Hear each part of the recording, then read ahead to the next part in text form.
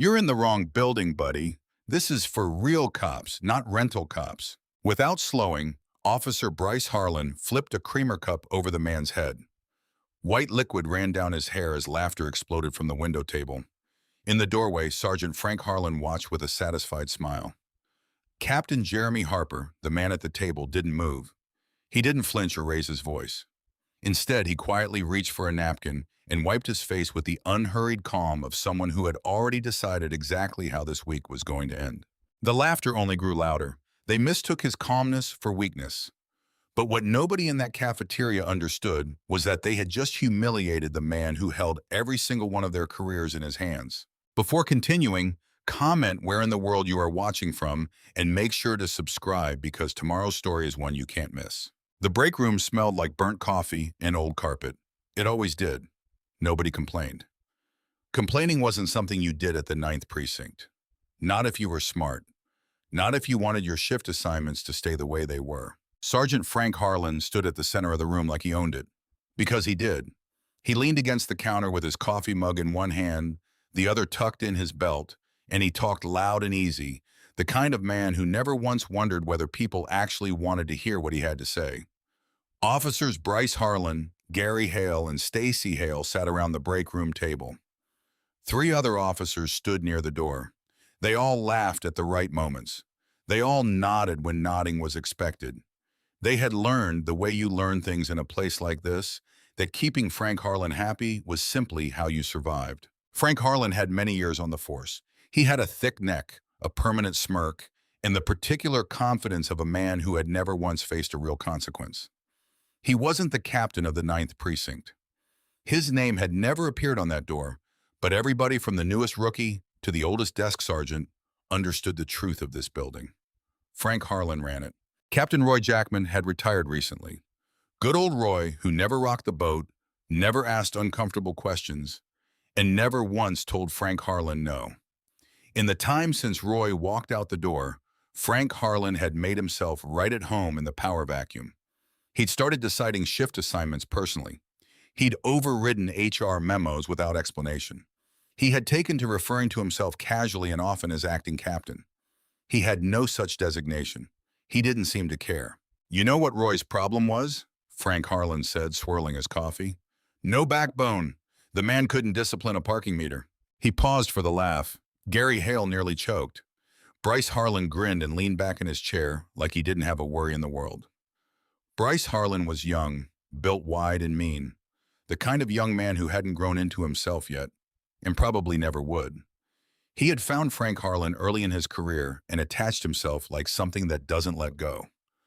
Frank Harlan liked having Bryce Harlan around. He was useful that way. Gary Hale was older, red-faced. The bitterness baked so deep into him that it had stopped looking like bitterness and started looking like personality. He believed in the marrow of his bones that many years of service entitled him to say and do exactly as he pleased. Stacy Hale sat at the end of the table and laughed along quietly. She had learned early that laughing along was the only way to avoid becoming the subject of the joke. New captain starts today, said a duty officer, passing through the doorway, not stopping, not making eye contact. Frank Harlan didn't miss a beat. Yeah, he waved a hand like he was shooing a fly. I know. He had done his homework on Jeremy Harper the same way he did his homework on all of them. Pulled the file, read it twice, looked for the weaknesses. State-level transfer, administrative background, no street experience, no precinct relationships, no history in Harrow City, diversity hire. Frank Harlan had decided, plain and simple. He'd seen the type before. All paperwork and politics, no real authority, no idea how a precinct like this one actually functioned. They always came in wanting to change things. They always left tired and beaten, wondering what had hit them. The Ninth had eaten several captains in recent years. Frank Harlan had helped with every single one. State-level desk job, he continued, his voice warm with amusement. Man hasn't worked a real shift in years. Probably doesn't even know how to fill out an incident report without his secretary doing it for him. The room laughed again. Gary Hale leaned forward. How long you give him? Frank Harlan thought about it for exactly 1 second. A short while if he's tough. He smiled. He won't be tough. He raised his coffee mug toward the center of the room. A toast, slow and deliberate, the kind that said, nothing changes here. Not today, not ever. Bryce Harlan raised his own cup. Gary Hale followed. Even Stacy Hale lifted hers just slightly. The fluorescent light above them buzzed faintly in the quiet. Somewhere behind them, through the building's side entrance, a door opened and closed with barely a sound. Nobody noticed. Nobody turned around. Jeremy Harper had been watching men like Frank Harlan his entire career. He knew how they moved. He knew how they laughed. He knew the particular way they held a room, loud and loose, and completely sure of themselves. Right up until the moment everything fell apart. He stepped through the precinct's side entrance early that morning and let the door close quietly behind him. He was not wearing his uniform. No gold bars, no captain's insignia, no pressed navy blues that would have announced him the moment he walked in. Instead, he wore plain khaki trousers, a dark polo shirt, and a small generic patch on his left shoulder that read Port Security Unit in plain black letters. The kind of thing you'd see on a contract worker. The kind of thing that made people's eyes slide right past you. That was exactly the point. He picked up a tray at the cafeteria line, chose scrambled eggs and toast, poured himself a black coffee, and carried everything to a steel table near the far wall. He sat down. He opened a small notebook beside his tray. He picked up his fork, and then he simply watched. Some time ago, Deputy Chief Anita Dean had pushed a thick folder across her desk without a word. Jeremy had opened it and read every page while she waited. Several dismissed complaints in recent years. 3 officers who requested transfers rather than fight. A paper trail full of holes where real records should have been. And then there was Evan Washington, a young man with an outstanding academy record, assigned to the Ninth full of purpose. By his first few months, the worst patrol routes in the district. By later months, written up for things white officers did freely. By the end of his time there, gone. A 2-sentence resignation letter and a man who boxed up his uniform and tried to forget everything. Jeremy closed the folder slowly and looked up. Dean hadn't touched her coffee since he walked in. "Tell me about him," Jeremy said. "Not the file. Tell me what the file doesn't say." She looked at the window briefly, then back at him. "Frank Harlan is not stupid. That's the first thing you need to understand. He looks like a loud, small man, and that makes people underestimate him. They stop paying attention. That's exactly what he wants." She folded her hands on the desk. He has spent many years building a network inside that precinct.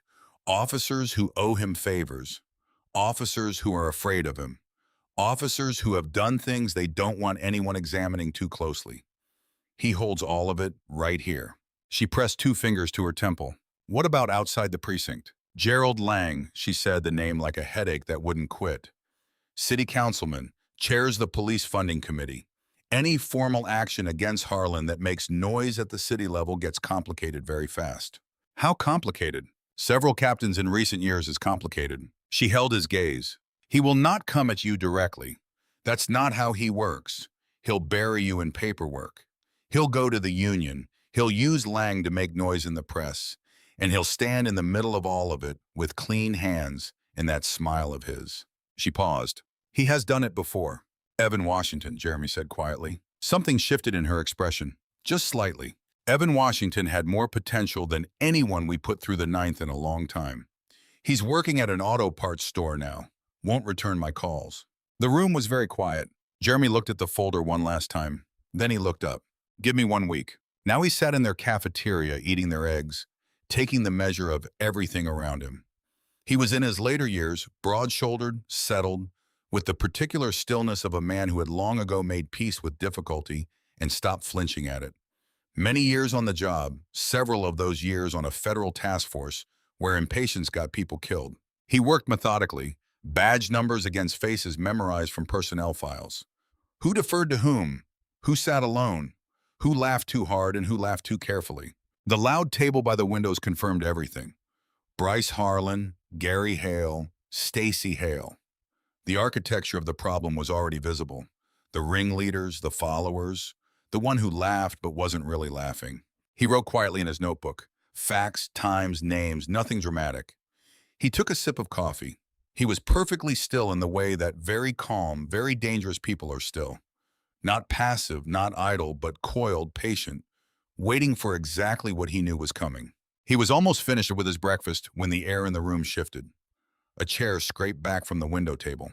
Bryce Harlan stood up, nudged Gary Hale, and tilted his head toward Jeremy's table. "Somebody let the security guard into our cafeteria," he said. The table laughed. Jeremy kept eating. Bryce Harlan didn't walk over to start a fight. That wasn't the point. The point was the audience. The point was the several officers at the window table watching him cross the cafeteria with that loose, easy grin on his face. The point was Frank Harlan standing in the doorway with his coffee, watching the whole thing with quiet approval. Bryce Harlan was the kind of man who needed witnesses. His cruelty didn't feel real to him unless someone was watching. He reached the condiment station beside Jeremy's table. He didn't say anything at first. He just picked up a small metal creamer cup, the kind with a foil peel tab on top, and held it loosely between two fingers, casual, like he'd just grabbed it on his way past.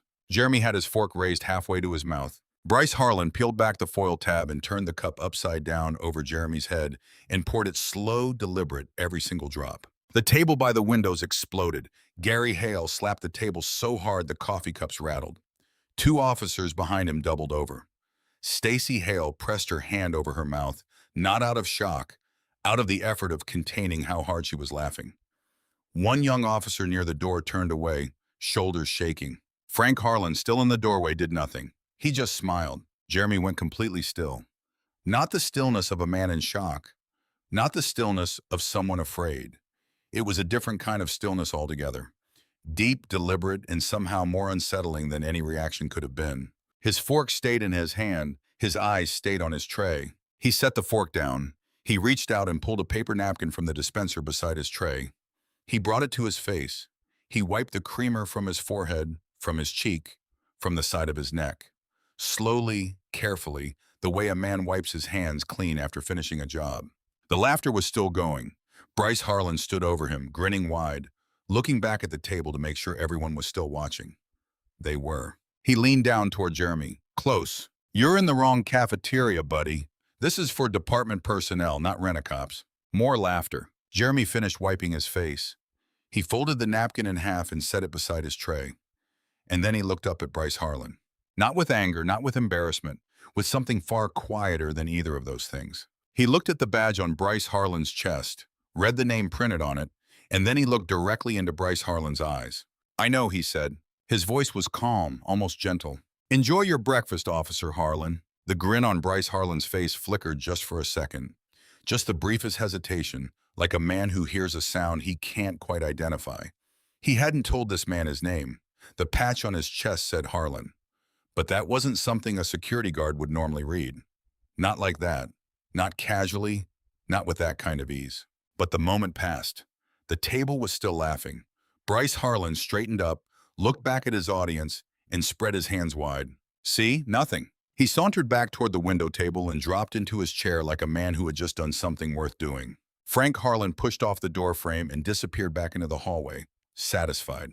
The cafeteria noise filled back in around Jeremy like water closing over a stone. He sat for a moment, still quiet. His breakfast sat in front of him, cooling now. He didn't look around the room. He didn't track the laughter. He didn't watch Bryce Harlan settle back in among his friends and replay the moment for the ones who missed the best angle. He reached into the pocket of his polo shirt and pulled out his small notebook. He opened it to a fresh page. He wrote one name, Harlan. He looked at it for a moment. Then he capped his pen and slipped the notebook back into his pocket. Across the cafeteria, near the far windows on the opposite side of the room from the loud table, Officer Dawn Ellis sat alone with a cup of coffee. She hadn't drunk it. She had watched the whole thing without moving. She wasn't laughing. She wasn't looking away either. She was watching Jeremy with a focused, careful expression. The look of someone trying to solve a problem they don't yet have all the pieces to. Jeremy picked up his fork again. He felt her watching. He glanced up briefly and met her eyes across the room. Neither of them said a word. He looked back down at his breakfast and kept eating. The briefing room filled up the way it always did. Loud near the door, quieter toward the back. The window table crew, Bryce Harlan, Gary Hale, Stacy Hale, claimed the same 3 seats they always claimed. Center left, close enough to the front to look engaged without actually being engaged. Coffee cups scraped against the long table. Someone's radio crackled and was turned down. The usual low current of side conversations ran around the room like water, finding its level. Nobody paid much attention to the man already standing at the front. He was in the same polo shirt from the cafeteria, the same plain khaki trousers, the port security unit patch on his left shoulder. He stood with both hands loose at his sides, not moving, not checking his phone, not doing anything in particular, just standing there in the quiet way that certain people stand, taking up exactly the space they need, and not 1 inch more. Bryce Harlan glanced at him and looked away. He leaned toward Gary Hale. "Why is the security contractor in our briefing?" Gary Hale shrugged without interest. "Probably hear about the parking lot cameras, just ignore him."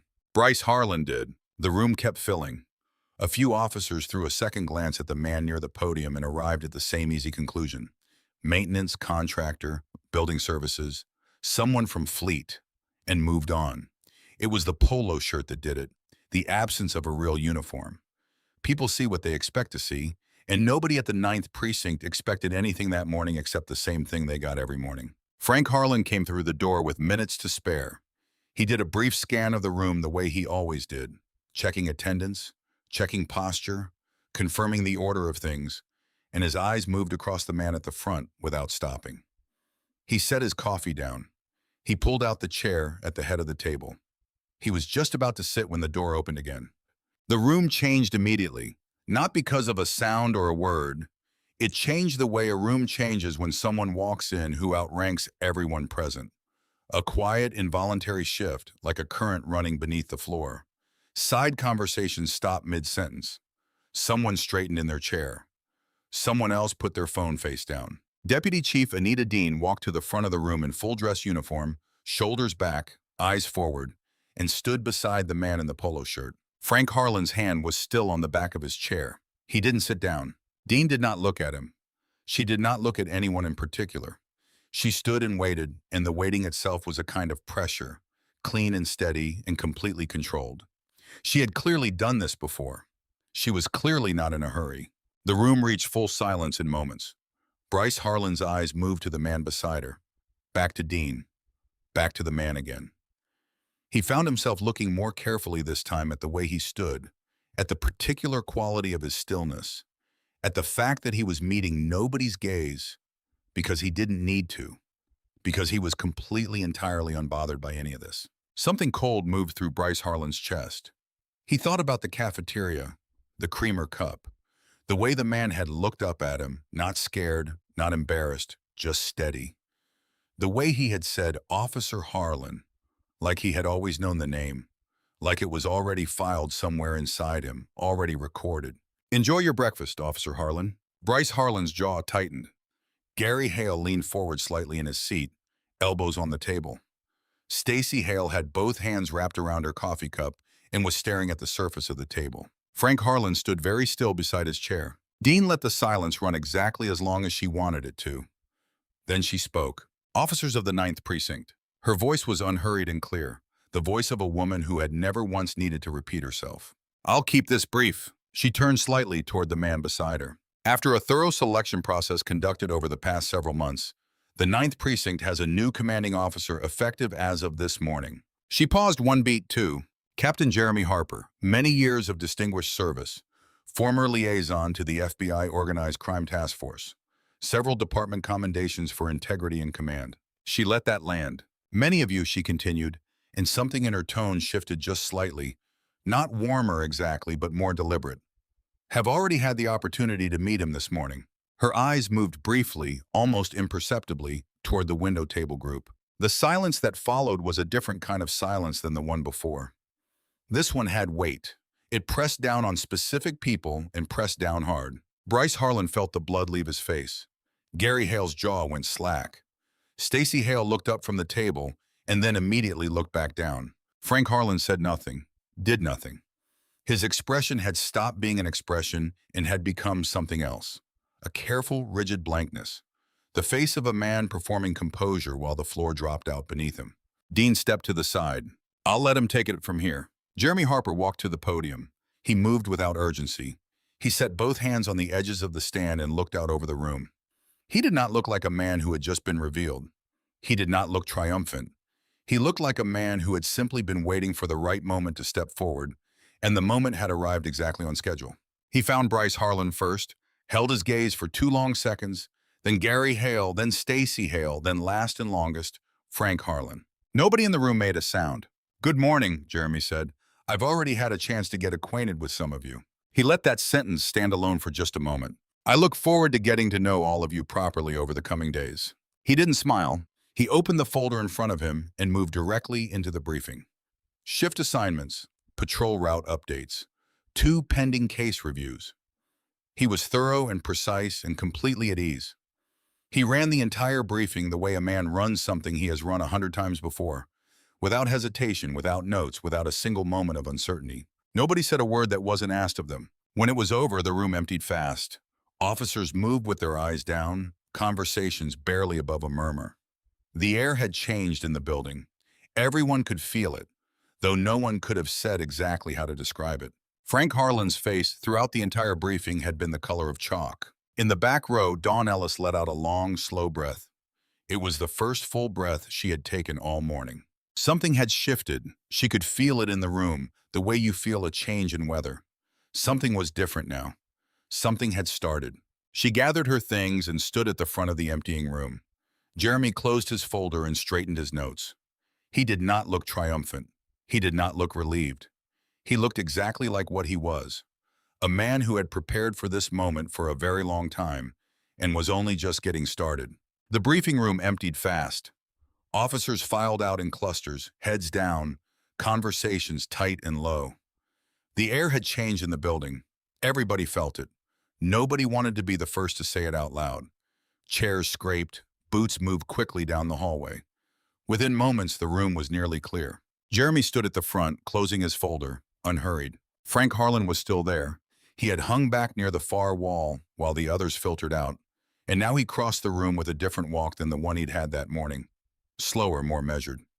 He had recalibrated somewhere between the door and the podium, and what he was wearing now was a performance of ease. The particular ease of a man who wants you to believe he isn't threatened. He extended his hand. Captain Harper.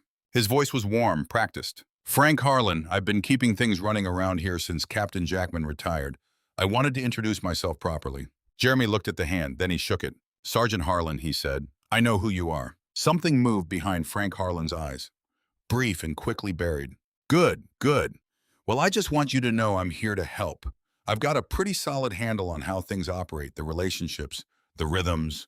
Every precinct's got its own way of doing things, and the Ninth is no different. He smiled. I'd love to bring you up to speed, help you get settled. Jeremy nodded once. I appreciate that, Sergeant, he said. I'll call on you when I need you. A pause. Frank Harlan's smile held perfectly steady. Of course, doors always open. He left. Jeremy watched him go. Then he turned back to his folder and made a small, quiet note. A short while later, Frank Harlan found Bryce Harlan near the equipment lockers.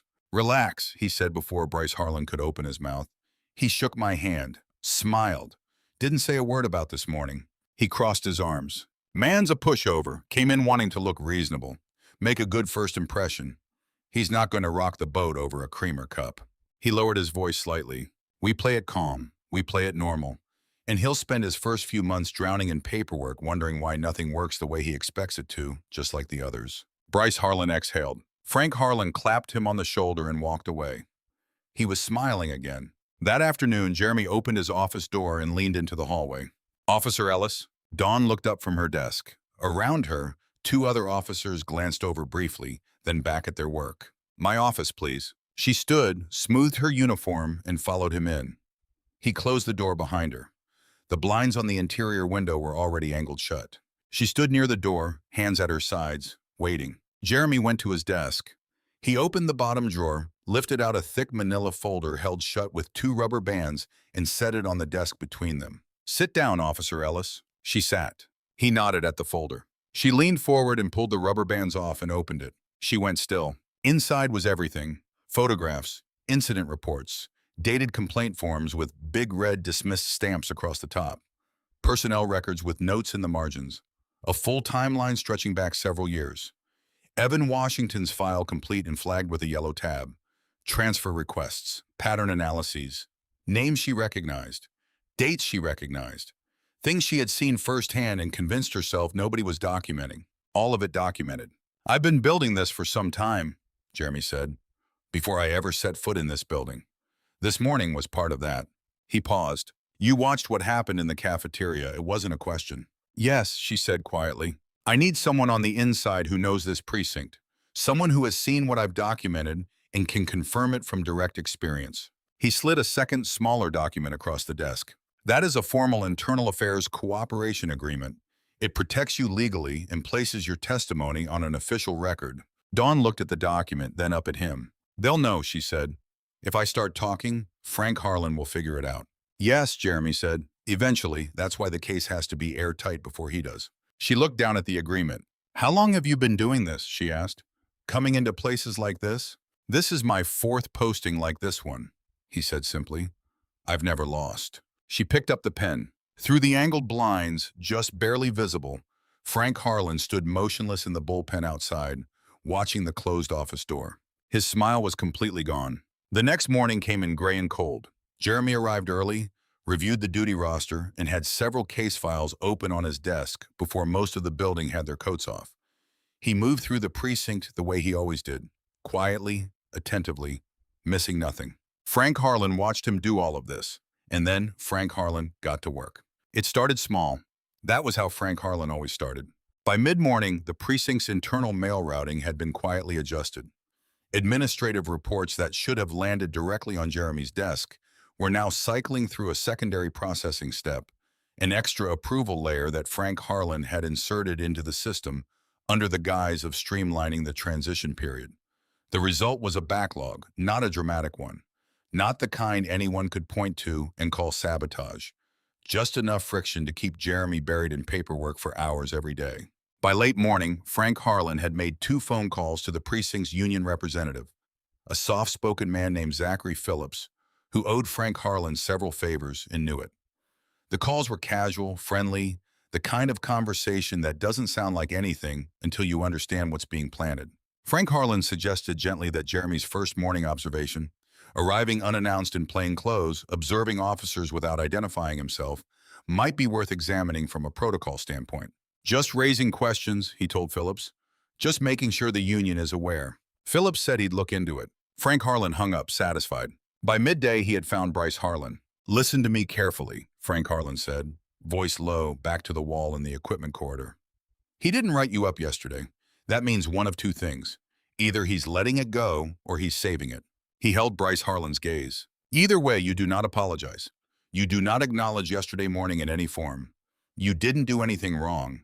You encountered an unidentified individual in a staff-only space and responded accordingly. That's the story. And if he brings it up directly, he won't, Frank Harlan said. Not yet. He's playing the long game, so we play longer. What Frank Harlan didn't see was what was happening on the other side of the building. Jeremy had scheduled individual orientation meetings with every officer in the precinct. 31 people over 2 days, 15 minutes each, framed as a simple introduction, getting to know the team, understanding the precinct's needs, the kind of thing a new captain does. That was how it looked from the outside.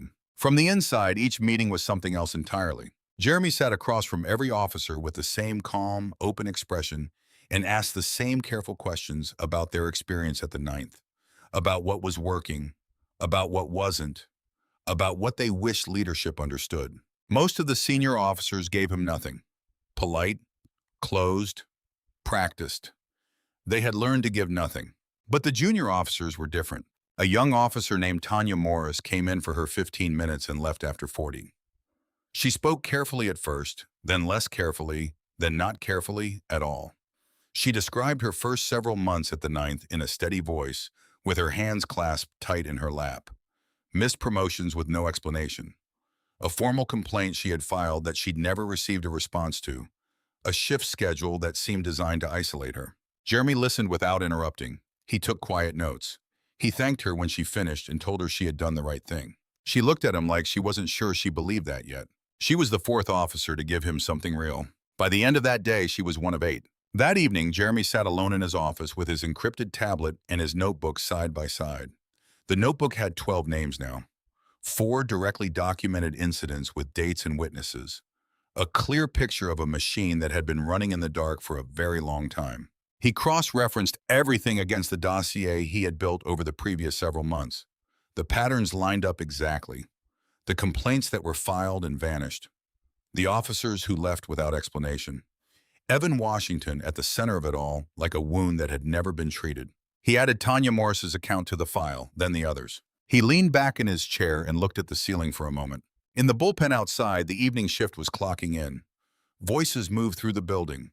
Doors opened and closed. Frank Harlan thought he was poisoning the well. What he was actually doing was buying Jeremy time. The precinct emptied out by early evening. The evening shift took their patrol cars. The day staff went home to their families. The building settled into its nighttime quiet, the hum of fluorescent lights, the occasional crackle of the dispatch radio, the distant sound of traffic through the windows. Jeremy stayed. He did this most evenings, not because the work required it, though it often did. He stayed because the building told you different things when it was empty.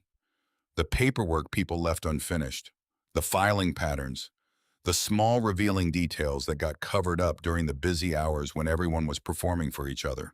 He poured a fresh coffee, went back to his desk, and opened the personnel file drawer.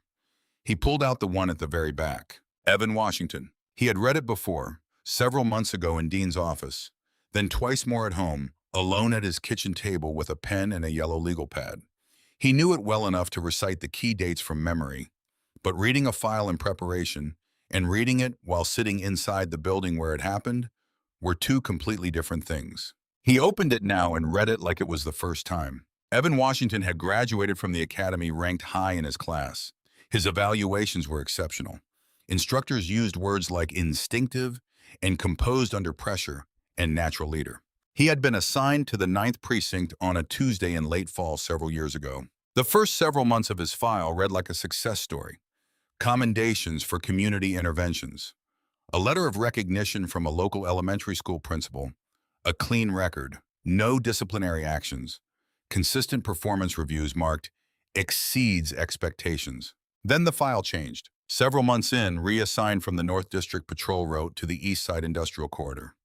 The worst route in the precinct. High call volume. Inadequate backup coverage. Systematically avoided by senior officers.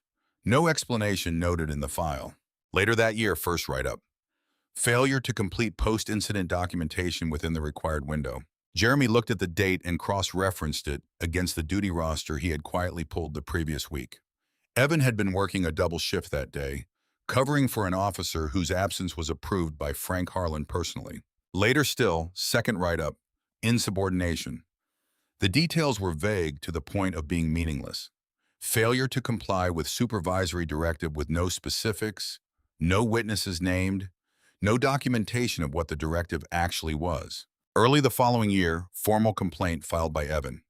Targeted harassment, discriminatory shift assignments, hostile work environment, several pages detailed and specific with dates and incident descriptions. Jeremy turned to the next page. The complaint had been routed through the precinct's internal review process. The reviewer was listed as Sergeant Frank Harlan, finding insufficient evidence to support the claim. Complaint dismissed. Evan had never been notified of the outcome. There was no record of anyone informing him. His copy of the dismissal notice, which protocol required be delivered in person, had never been signed for. Frank Harlan had buried it without leaving a fingerprint. Later that year, Evan filed a transfer request. It was denied within a short while, faster than the standard processing time, which typically took longer. The denial was signed by Frank Harlan. Early the following year, Evan Washington submitted his resignation. 2 sentences, no explanation, no exit interview conducted. The file ended there. Jeremy closed it slowly. He sat with it in his hands for a long moment. The building was quiet around him. Somewhere down the hall, a door swung shut on its hinge. He thought about what Dean had told him. Working at an auto parts store. Won't return my calls. He thought about a young man who had wanted this, who had been high in his class, who had gotten a letter from an elementary school principal, who had put his uniform in a box and tried to pretend the whole thing hadn't happened because fighting it felt like throwing himself at a wall that didn't move. Jeremy set the file on the desk. He picked up his pen and turned to a fresh page in his notebook. He wrote Evan's name at the top. Beneath it, he began a clean, organized summary of every documented incident. Dates, file references, cross-references to other officers' accounts. Precise, thorough, the kind of documentation that couldn't be dismissed. He thought about calling Evan that night. He decided against it. The case wasn't strong enough yet. Bringing Evan in too early meant exposing him before the protection was fully in place. When he called, the ground needed to be solid. He owed Evan Washington that much. He worked until late in that night. Then he locked the file in his desk, turned off the light, and walked out through a building that had no idea what was coming. The next morning arrived with a hard frost. Jeremy was at his desk early. He ran the morning briefing. Clean, professional, no drama. He assigned 2 patrol rotations, reviewed an open case file with a junior detective, and spent the next couple of hours conducting the final orientation meetings with the last group of officers he hadn't reached yet. He was back at his desk by midday. He was reading through a stack of misdirected administrative reports, the ones Frank Harlan's rerouting had delayed, when his phone rang. It was Dean. "Turn on the news," she said. "Channel 4. Frank Harlan made his call from the precinct parking lot early that morning. Not from his desk, not from his personal office. From the far corner of the lot near the equipment bay where the outdoor cameras didn't reach. He stood with his back to the building and his collar turned up against the cold, and he dialed Gerald Lang's private cell phone number. Lang picked up on the second ring. "We have a problem," Frank Harlan said. He talked for a short while. He laid it out carefully. Jeremy Harper's appointment, the cafeteria setup, the individual officer meetings that were clearly not just orientation sessions. He told Lang about the cooperation agreement he suspected was circulating. He told him about Dawn Ellis spending a long time behind a closed door with the new captain on the first day. "I need noise," Frank Harlan said. "Public noise. Something that makes him look like the problem before he can make me look like the problem." Lang was quiet for a moment. "Leave it with me," he said. Councilman Gerald Lang was in his later years, silver-haired, and wore the particular polish of a man who had spent decades making problems disappear for the right people. He chaired the city's police funding committee, which meant the Ninth Precinct's budget ran through his hands every fiscal year. He and Frank Harlan had an arrangement that was never written down and never needed to be. Frank Harlan kept the Ninth running the way Lang needed it to run, quietly, without the kind of headlines that created oversight committees. And Lang kept the money flowing and the questions minimal. It was a clean arrangement. Jeremy Harper threatened to make it very messy. By late morning, Lang had called 2 community board members and a local television producer he had known for many years. By midday, he had scheduled a community meeting for that evening under the banner of a public safety accountability forum. The invitations went out through the city council's official communication channels, which gave it the appearance of legitimacy. By early evening, Channel 4 had a camera crew in the meeting room. Jeremy watched it from his office with the volume low. Lang stood at a podium before a half-filled community room, his expression carefully arranged into something resembling civic concern. He talked about the importance of leadership continuity at the Ninth Precinct. He talked about the community's relationship with their local officers. And then, with the practiced ease of a man who had been planning suggestions his whole career, he raised his concerns about the selection process that had produced the Ninth Precinct's new commanding officer. "Our community deserves leadership with deep local roots," Lang said, looking directly into the camera. "Leadership that understands the specific challenges of Harrove City, not appointments made in back rooms by people with political agendas." He never said Jeremy Harper's name directly. He didn't need to. The chyron at the bottom of the screen read, "Questions surround new Ninth Precinct captain's appointment." Jeremy turned the television off. He called Dean. "Lang chairs the funding committee," she said before he could speak. "He's politically untouchable right now. Taking a direct run at him would create more noise than it solves." "I know," Jeremy said. "He's trying to delegitimize you before you can build traction. Make you look like the controversy so nobody looks at Frank Harlan." "I know that too." A pause. "So what do you do?" "Nothing," Jeremy said. "Not yet." He hung up. He opened his notebook to a fresh page. At the top, he wrote 2 words. Political infrastructure. Beneath that, in clean, even letters, Gerald Lang. He looked at the name for a long moment. Lang thought this was about a job title, about a rejected application, in a bruised ego, and a political appointment he wanted reversed.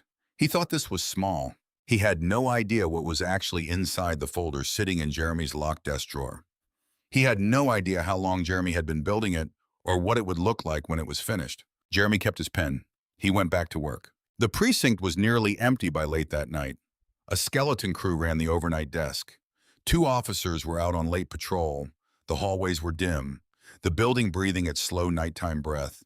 The hum of servers in the equipment room, the distant squawk of the dispatch radio, the occasional creak of the old heating system working against the cold. Dawn Ellis sat alone at a terminal in the records room with a cup of cold coffee and a growing sense of unease. Her authorized access to the precinct's historical complaints database had been granted at Jeremy's request, quietly processed through official channels that afternoon. On paper, she was conducting a routine records audit, the kind of administrative task that nobody looked twice at. In practice, she was working her way backward through several years of filed complaints, cross-referencing dismissal dates, reviewer signatures, and routing logs. Every thread led to the same place, every single one. She had been at it for a couple of hours when she heard footsteps in the hallway. She minimized her screen without thinking about it. The footsteps passed. She exhaled. She was reaching for her coffee when she noticed the light. Frank Harlan's office was directly across the hall from the records room. It was always locked. She had never once seen that door open when Frank Harlan wasn't physically present. But right now, at this late hour, the door was standing open a few inches, and the desk lamp inside was on. She sat very still. She could hear him somewhere down the hall. The men's room, she thought, from the direction of his footsteps. She didn't move for a full 10 seconds. Then she stood up slowly, crossed the hallway, and looked through the gap in the door. The office was cluttered the way powerful men's offices get cluttered, not from disorganization, but from accumulation. Years of favors and files, and the comfortable mess of a man who never expected anyone to go through his things. The desk was covered in papers, and there, half hidden beneath a manila folder on the left side of the desk, was a locked metal drawer that had been left slightly ajar. Protruding from the lock, barely an inch, just the end of it, was a small black USB drive. Personal, unmarked, completely separate from any department system. Dawn's heart was beating very fast. She did not touch the door. She did not step inside. She pulled her phone from her pocket, angled it through the gap, and took 3 photographs. The drawer, the drive, the full desk in context, clean and clear. She was back at her terminal with her screen restored when Frank Harlan's footsteps came back down the hall. She heard his office door pull shut. The lock clicked. She stared at her screen without reading it. Then she opened her messages and texted Jeremy 2 words in the 3 photographs. His office. He arrived in a short while. Civilian clothes, no markings. He came through the side entrance without announcement and found her in the records room. She showed him the photographs on her phone. He looked at them without speaking. He expanded the image of the drive, studied it, then set the phone down on the table between them. He went very still in the way she was beginning to recognize. Not hesitation, but the particular quiet of a man running calculations faster than he was letting on. A personal drive kept completely off department systems, he said finally, locked separately from his main files. He paused. That's either Frank Harlan's insurance policy or it's evidence of something we haven't found yet. How do we get it legally? Internal affairs subpoena, possibly a warrant. He looked at her, which means bringing more people into this before I'm ready. More exposure, more risk. Dawn understood what he wasn't saying. Every additional person in the circle was another potential leak, and one leak was all Frank Harlan needed. So what do? We document what you found exactly as you found it, and we wait until the case is strong enough that the subpoena is airtight. He picked up her phone and handed it back. You did everything right tonight. She nodded. She gathered her things. They walked out together through the side door into the parking lot. The cold hit them immediately. Dawn stopped. Both front tires of her car were flat, not slowly deflated, slashed clean. The cuts were deliberate and deep. She looked at them for a moment without speaking. There's no camera on this corner, she said quietly. No, Jeremy said, there isn't. He took out his phone and photographed the tires methodically. Close up, wide angle, the surrounding lot. He checked his watch and made a call to the city fleet manager's emergency line, requesting camera installation at the northeast corner of the lot. Official channels, on the record, time-stamped. He hung up and looked at her. They're guessing, he said. They don't know what you've told me. This is a warning based on suspicion, not information.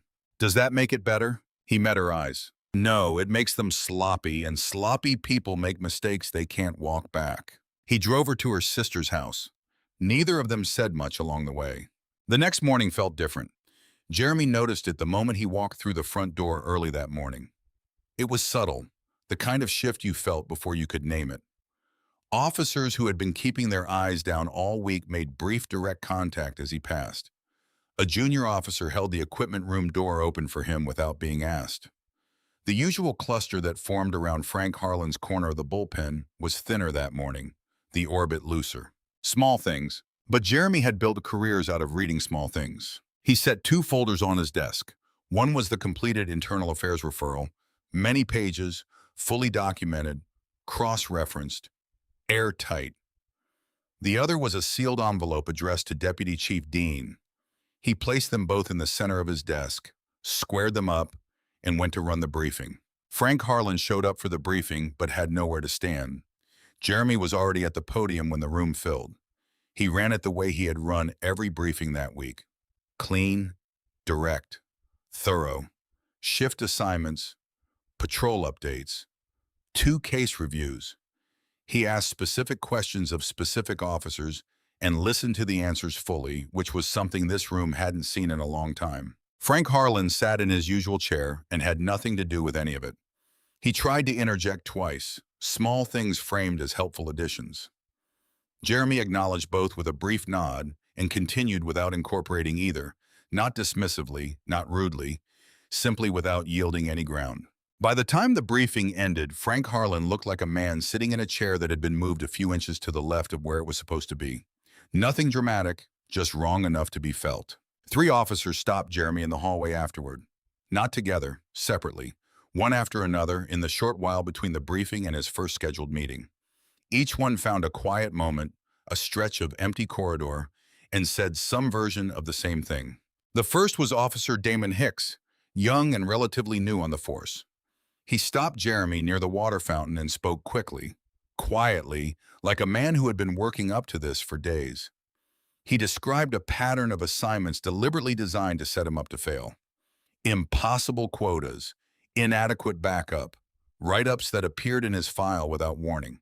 He hadn't filed a complaint. He hadn't known if there was any point. The second was a woman named Officer Patty Marsh. Many years on the force, the last several at the Ninth. She handed Jeremy a folded piece of paper, a copy of a complaint she had filed several years ago, personally routed to Frank Harlan, never heard of again. She had kept her copy because something had told her to. The third said only 3 sentences, asked for nothing, and walked away. Jeremy added all of it to the file. Dean arrived at midday. She came without announcement through the back entrance in plain clothes, a gray coat, and a leather portfolio under her arm.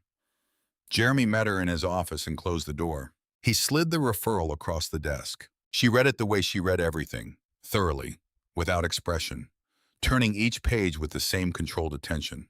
It took her a short while. Jeremy drank his coffee and waited. When she finished, she closed the folder and set it flat on the desk. She looked at him. "This is enough," she said. "I know. I can have formal suspension paperwork drawn up tonight. We move on Frank Harlan first thing tomorrow. Badge sidearm, administrative hold pending full investigation. The harassment record goes to HR and the union simultaneously." She paused. "He won't see it coming?" "No," Jeremy said. "He won't." She studied him for a moment. "How are you doing?" He considered the question. "Ask me Friday afternoon." She almost smiled. She gathered the referral into her portfolio and stood. "First thing tomorrow," she said. "First thing tomorrow," he confirmed. After she left, Jeremy sat alone in his office for a few minutes. The building moved around him. Phones, footsteps, the ordinary sounds of a working precinct. He opened his desk drawer and took out Evan Washington's file. He set it on the desk in front of him and looked at it. He thought about a young man at an auto parts store who had stopped believing anything would happen. He let himself feel it just for a moment. The quiet, solid satisfaction of a thing nearly finished. Then he put the file away. He sealed the referral envelope. He locked it in the bottom drawer of his desk and turned the key. Outside the glass across the bullpen, Frank Harlan stood completely motionless, watching the office door. Jeremy turned off his desk lamp and went back to work. Jeremy's phone rang late that night. He was still at his desk. The building was dark except for the lamp in his office and the blue glow of the overnight dispatch terminal down the hall. He had been reviewing Dawn's photographs of the USB drive one more time, thinking about timelines, thinking about warrants, thinking about how much longer he needed before the net was fully closed. He looked at the screen. "Dean!" He picked up. "Jeremy." Her voice was different, clipped, controlled in the specific way of someone who had received very bad news and was managing it with both hands. "We have a problem." He set down his pen. "Tell me." She talked for a short while. He listened without interrupting. He sat completely still in his chair with one hand flat on the desk and his eyes fixed on the middle distance, processing everything she said with the same careful attention he gave to everything. Not reacting, not catastrophizing, just taking it in. The structure of what had happened became clear quickly. Frank Harlan had moved first. Sometime between the morning briefing and midday, he had contacted Councilman Gerald Lang. Lang had spent the afternoon working his connections at the city level, calling in debts, applying pressure through channels that never appeared in any official record. By early evening, the Deputy Commissioner's office had quietly signed a bureaucratic restructuring order. The Internal Affairs Unit assigned to receive Jeremy's referral had been pulled and reassigned to a district reorganization project. Administrative language buried in routine paperwork signed on a Thursday afternoon when nobody was paying close attention. The replacement unit, Dean said, is the Northside Division. They have a history with the Ninth. Jeremy knew what that meant. He had read those records too. Several complaints referred to Northside Internal Affairs in recent years. Several findings of insufficient evidence. Clean as a whistle every time. There's more, Dean said. Of course there was. Someone tipped Frank Harlan about the referral. I don't know who and I don't know when, but he knew it was coming. A pause. He filed a formal union grievance this afternoon. Claims your first morning observation, arriving in plain clothes, failing to identify yourself as commanding officer, constituted deliberate psychological manipulation and created undue stress for department personnel. The room was very quiet.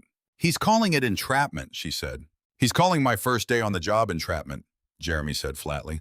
He's calling it whatever word makes the union move fastest. Another pause, heavier than the last. Jeremy, Gary Hale, and Stacy Hale have signed supporting statements, 4 officers total. The grievance is already filed. Jeremy closed his eyes for exactly 2 seconds. Then he opened them. The union is backing it. The union is reviewing it, which at this stage means the same thing. And Lang, she stopped. Lang's brother-in-law is the deputy commissioner. There it was, the full shape of it. Not just Frank Harlan, not just Lang. The deputy commissioner himself, connected by blood and aligned by interest, signing the paperwork that surgically removed the one channel designed to receive everything Jeremy had built. By tomorrow morning, Dean continued, Lang will be on the news calling for a formal review of your appointment. The union will be citing the grievance publicly. And the deputy commissioner, she stopped again. We'll back them both, Jeremy said. Yes. The silence that followed had weight to it. Jeremy looked at the sealed envelope in his desk drawer. Many pages. Several years of documented abuse. Every complaint, every suppressed transfer, every name, every date. All of it real. All of it thorough. All of it completely useless without a legitimate channel to receive it. Frank Harlan hadn't beaten the evidence. He had beaten the system that was supposed to process it. Go home, Dean said quietly. Get some rest. We'll figure this out tomorrow. Yes, Jeremy said. Good night, Anita. He hung up. He sat in the lamplight without moving for a long time. The building was silent around him. The referral envelope sat in the locked drawer, inches from his right hand. The same envelope he had sealed with such quiet satisfaction just hours ago, certain that the next morning would be the beginning of the end. He had been right about that, just not in the way he had expected. He reached over and turned off the desk lamp. In the darkness of his office, in an empty building with a case that could not currently be filed, Jeremy Harper sat very still and thought. He thought for a long time. Then he picked up his phone and scrolled to a number he had not dialed yet. Evan Washington. His thumb hovered over the screen. He pressed call. Evan Washington picked up on the 4th ring. His voice was thick with sleep and something older than sleep, a weariness that had settled into him. The way things settle when they've been there long enough to stop feeling like a choice. Hello, Evan, Jeremy said, keeping his voice quiet and steady. My name is Jeremy Harper. I'm the new captain at the Ninth Precinct. Silence. Not the silence of a man who had fallen back asleep. The silence of a man who had gone very still on the other end of the line. I've read your file, Jeremy continued. All of it. Every complaint, every write-up, every date. He paused. I know what they did to you in that building.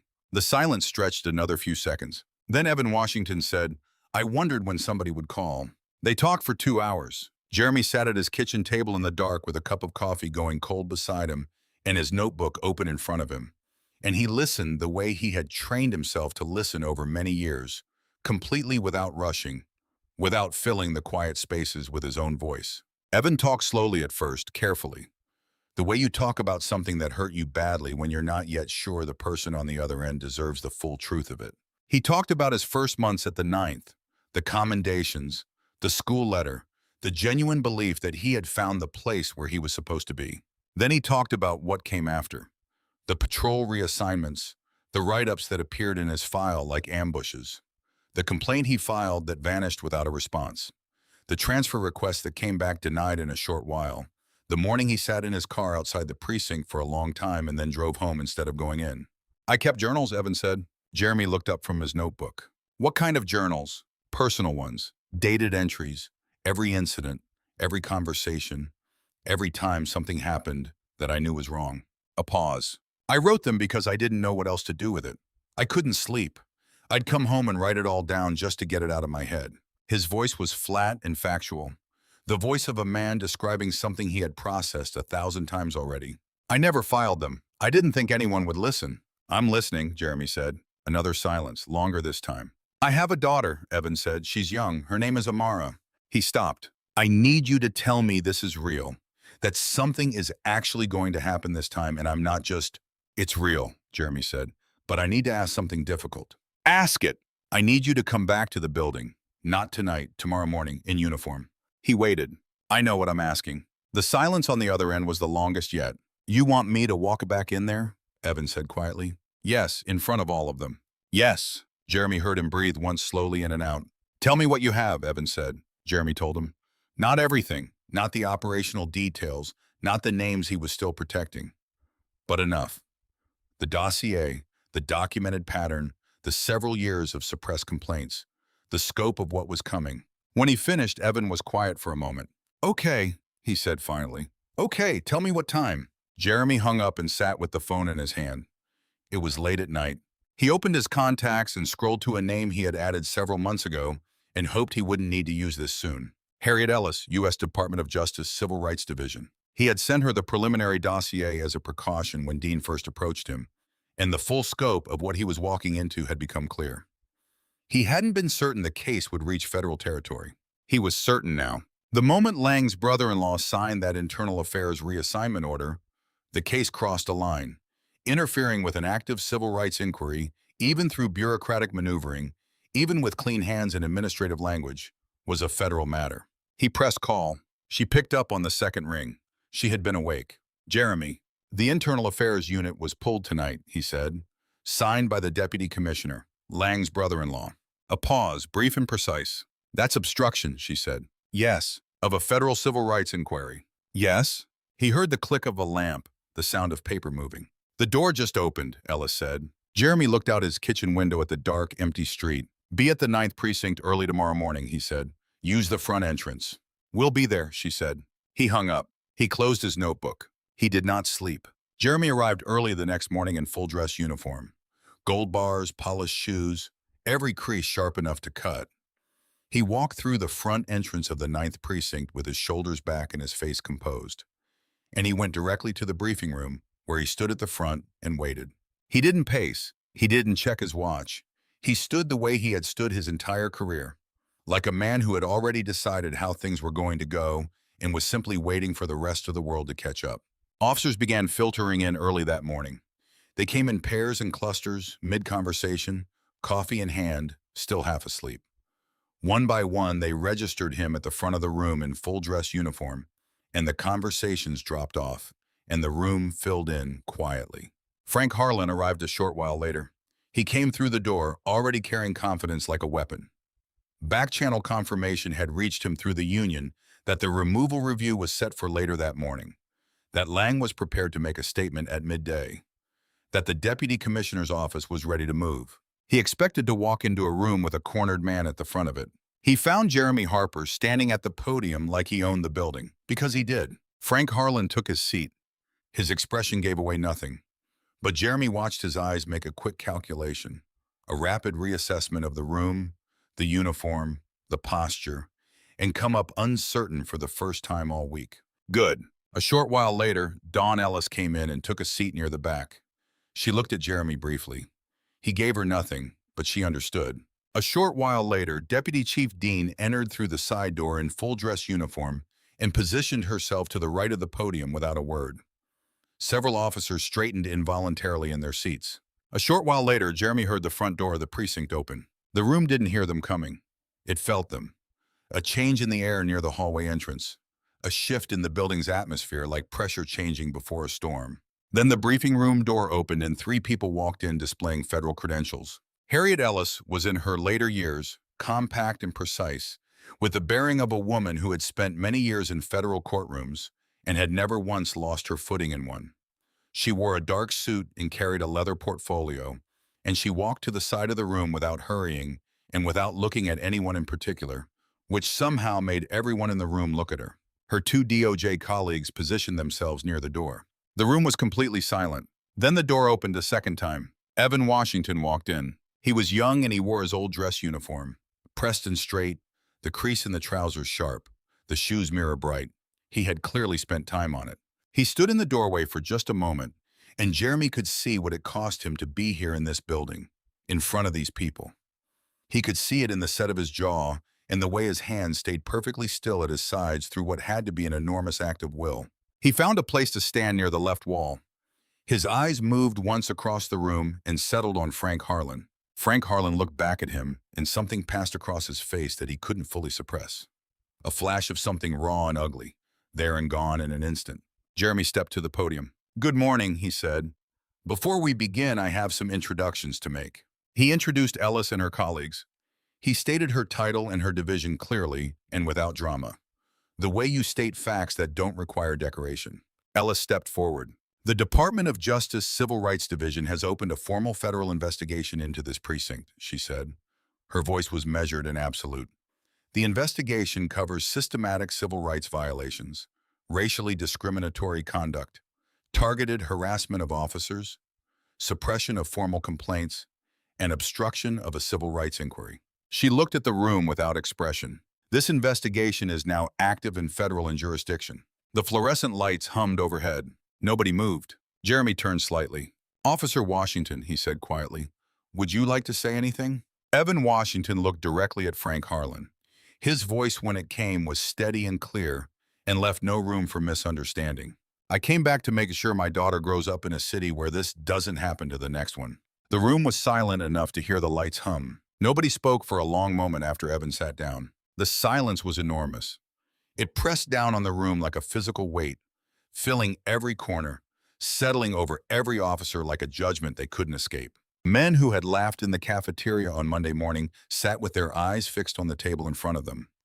Men who had signed their names to Frank Harlan's grievance without a second thought stared at the wall like they were looking for a door that wasn't there. Nobody looked at Frank Harlan. Frank Harlan looked at nothing. Deputy Chief Dean stepped forward. She held a single sheet of paper in her right hand. She moved to the front of the room with the slow, deliberate pace of someone who understood that speed would rob this moment of what it deserved. She had waited a long time for this. She was not going to rush it. Sergeant Frank Harlan. The name landed like a stone dropped in still water. Frank Harlan looked up. His face had gone somewhere that faces go when every defense a man has built over many years collapses at the same moment. A rigid, terrible blankness, like a building the second after the walls come down and before the dust has settled. He was performing composure. His body was betraying him anyway. "Effective immediately," Dean said, her voice filling every inch of the room. "You are placed on administrative suspension pending the outcome of the federal civil rights investigation opened this morning by the Department of Justice. You will surrender your badge and your sidearm before leaving this building." She stopped speaking. The room waited. Frank Harlan stood. The movement was slow and stiff, like a man whose body had aged a decade in the last few minutes. He straightened his jacket with both hands. Habit, muscle memory, something to do with his hands while the room watched. He reached to his belt and unclipped his badge and stood there for just a moment, holding it in his palm. Many years. He set it on the table. The sound it made, that small, flat, metallic click against the surface, was the loudest thing in the room. Several officers flinched at it without meaning to. He unholstered his sidearm. He cleared it with the mechanical efficiency of long practice and placed it beside the badge. His hands were shaking, both of them, a fine, uncontrollable tremor that ran from his wrist to his fingertips and did not stop. He stepped back from the table. He straightened his jacket again, that same useless gesture, his hands needing somewhere to go, and he walked toward the door. His back was straight, his face was empty. He didn't look at Bryce Harlan. He didn't look at Gary Hale.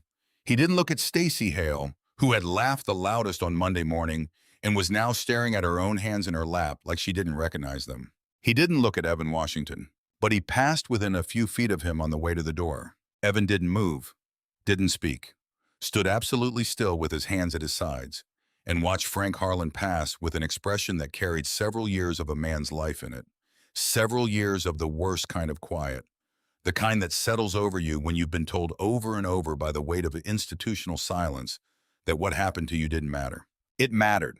The door swung shut behind Frank Harlan with a sound like a period at the end of a very long sentence. Harriet Ellis stepped forward. She opened her portfolio with both hands and looked at the room. Not searching for anyone. Not avoiding anyone. Just looking. The look of a woman who had walked into many rooms like this one and understood exactly what they were. Officer Bryce Harlan. Bryce Harlan looked up from the table, and for one unguarded second, his face was completely open. Stripped of the grin, stripped of the performance, stripped of everything that Monday morning had been built on. What was underneath it was something much smaller than the man who had stood over Jeremy with a creamer cup and an audience at his back. You are hereby formally charged with conduct unbecoming an officer, assault under color of law, and violation of the civil rights of a commanding officer. Ellis's voice didn't rise or fall. It didn't need to. Every word was a wall. These charges have been filed with the Department of Justice and are supported by documented evidence, time-stamped records, eyewitness accounts, and the sworn statement of Captain Jeremy Harper. You are suspended without pay effective immediately. You will surrender your credentials before leaving this building. Bryce Harlan's mouth opened. Something started to come out of it. A protest, a reflex, the last automatic reach for a world where he could still talk his way out of something. The look on Ellis's face stopped it cold. He stood up. His fingers fumbled with the badge pin once, twice, 3 times before it came free. He set it on the table with a hand that couldn't quite hold steady. He didn't look at Jeremy, he looked at nothing. The same way Frank Harlan had looked at nothing. The same vacancy that descends on men when the thing they built their identity around is taken away in front of witnesses. He walked out. The door swung shut again. Gary Hale and Stacy Hale came next. When Ellis spoke their names, Gary Hale's jaw worked like a man trying to chew through something too hard for his teeth. He was informed that his signed statement, the one he had put his name on without hesitation to help bury a captain who had done nothing wrong, had been flagged as potential evidence of coordinated retaliation against a commanding officer. Federal evidence now in a federal case. His face collapsed through several expressions in moments. Stacy Hale said nothing. She sat with both hands flat on the table, pressing down like she needed to feel something solid. And she stared at a fixed point on the wall, and she did not cry. But it was close. She had laughed. She had sat at that table on Monday morning, and she had laughed. And she had known, on some level, the way you always know, even when you choose not to, that it was wrong. Now the bill had come. The consequences reached City Hall before midday. Councilman Gerald Lang's attorney called with language that made Lang sit down mid-sentence. Federal obstruction, not a city matter, not something managed quietly through a funding committee over lunch. The internal affairs reassignment, the move Lang had been so proud of, so certain was clean, had been identified in the federal case file, and it was sitting in front of people who did not owe Gerald Lang anything at all. He canceled the press conference. He did not return calls for the rest of the day. By late morning, the Deputy Commissioner's office released a 4-sentence public statement of full support for the DOJ investigation. His brother-in-law's name did not appear in it. The briefing room emptied slowly, like water finding its way out. Junior officers filed past Jeremy with expressions he hadn't seen from them all week. Something open, something cautious, but real. A few made eye contact, one nodded. One, a young officer Jeremy recognized from his orientation meetings, stopped briefly beside Evan Washington on the way out and said quietly, "I'm glad you came back." Evan looked at him for a moment. "Me too," he said. Dawn Ellis was last. She stood in the doorway and looked back at the room, at the empty chairs, at the table that had held so many years of silence and complicity, at Jeremy, who stood at the front with his hands loose at his sides and his uniform straight and his face carrying the particular expression of a man who has finished something that needed finishing. She looked at him for a long moment. Then she walked out into the hallway, and for the first time in several years at the Ninth Precinct, she didn't brace herself as she went. She just walked. The precinct was quieter than Jeremy had ever heard it. Not empty. The phone still rang. The dispatch radio still crackled. Officers still moved through the hallways with cases to work and shifts to complete. But the particular noise that had defined this building all week, the performative loudness, the laughter that was really something else wearing laughter's clothes, was gone. The air itself felt different, cleaner somehow. like a window had been opened in a room that had been sealed for a very long time. Jeremy sat across from Dean in his office with 2 cups of coffee between them and the afternoon light coming through the blinds and long, flat lines across the floor. She told him about the reform package. Mandatory body cameras for all in-precinct interactions, not just street patrol, but inside the building itself. A fully restructured complaints process that routed directly to an independent oversight board, bypassing the precinct chain of command entirely. A new community accountability panel with real authority and real teeth, and a formal implementation committee to build all of it from the ground up. The city wants you to chair it, Dean said. Jeremy looked at his coffee. They want it done right, she continued, and they know what right looks like now. He nodded slowly. She opened her portfolio and set a single page on the desk between them. He looked at it without picking it up.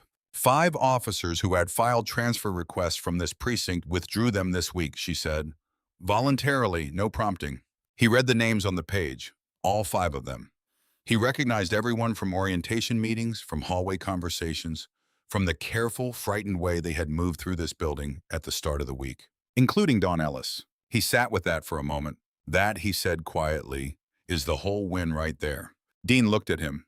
The federal case, the suspensions, the charges, that's not the win. That's the consequence, Jeremy said. The win is the 5 people who decided to stay. She was quiet for a moment. Then she closed her portfolio and stood. Get some rest this weekend, Jeremy. Yes, ma'am, he said. She almost smiled. He found Dawn at her desk a short while later. The bullpen was half full, the afternoon shift settling in. He stopped beside her desk and waited until she looked up. My office, he said, 2 minutes. She came in and he closed the door and remained standing. He didn't go behind the desk. He stood in the middle of the room and looked at her directly. What you did this week, he said, is formally noted in the federal record. Your cooperation, your courage, your judgment, all of it on record. She absorbed that with a short nod. There's something else, he said. He pulled a single sheet from his desk and held it out to her. I'm recommending you for the detective track. This is the formal application. She took it. She looked at it for a long moment. I want to be clear, Jeremy said. This is not a reward for what you did this week. I've watched you for several days. The way you think, the way you move through a situation, the way you read people. He paused. You should have been on this track a while ago. Dawn looked at the page. She pressed her lips together for a moment. My mother, she said finally, is going to lose her mind. Something moved across Jeremy's face that was almost not quite, but almost a smile. Tell her she raised someone worth bragging about, he said. A short while later, Jeremy carried a lunch tray from the cafeteria line and walked to the far end of the room. He sat down at the steel table near the far wall. The same table, the same seat, the tray in front of him, the notebook beside it, the coffee black and hot. Everything was exactly as it had been early that week, except the creamer cups at the condiment station, and the sound of the room, and the weight of the air, and the fact that Frank Harlan was not standing in the doorway watching with a smile on his face. Jeremy set his fork down beside his tray and looked at the table for a moment. Several days. He picked up his fork. The cafeteria door opened and Dawn Ellis walked through with her own tray. She crossed the room without being asked, without ceremony, and sat down across from him. She didn't explain herself. She didn't need to. They sat in comfortable silence. Then the door opened again. Officer Damon Hicks stood in the entrance with his lunch tray, young and relatively new on the force, looking at Jeremy with the particular uncertainty of a young man who wasn't sure of the rules of a world that had just changed. He had not laughed early that week. He had not signed his name to anything. He had sat in orientation and spoken carefully and honestly, and hoped in the quiet way that young people hope that someone was actually listening. Jeremy looked up. Plenty of room, Officer Hicks, he said. Hicks crossed the cafeteria and sat down. 2 more officers followed him through the door a moment later. Officer Tanya Morris, who had spent a long time in Jeremy's office telling the truth about her first several months at the Ninth, and a young officer named Marsh, who had handed Jeremy a folded piece of paper in the hallway that week and asked for nothing in return. They sat down without being asked. The table filled. Jeremy looked at it for just a moment. At the faces around him, at this ordinary steel table, in this ordinary cafeteria in a building that had several days ago been a place where cruelty had a uniform and silence was the price of survival. He picked up his fork. He ate, and outside the cafeteria windows, Harrow City moved through its afternoon, unaware, unhurried, carrying on, while inside the Ninth Precinct, something that had been broken for a very long time quietly, finally began to heal. If you enjoyed the story, leave a like to support my channel and subscribe so that you do not miss out on the next one. On the screen, I have picked two special stories just for you. Have a wonderful day.